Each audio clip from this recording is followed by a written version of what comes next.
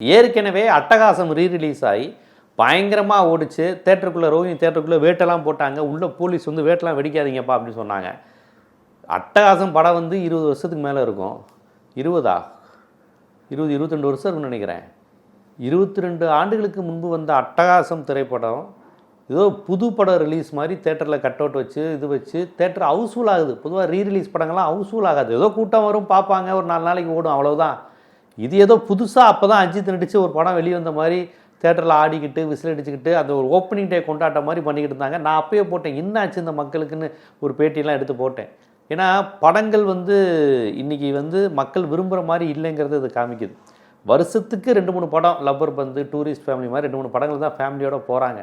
மற்றபடி அவன் இன்றைக்கி ட்ரெண்டுக்கு படங்கிறது என்ன எடுக்கிறதுன்னு தெரியாமல் எடுத்துக்கிட்டு இருக்கிறான். வயலன்ஸு, ஏதாவது ஒன்று ரத்தம், வன்முறை கண்ணாமண்ணான்னு வருது. ஸோ ஒரு ஃபேமிலியாக போய் உட்கார்ற மாதிரியான படங்களாக இல்லை.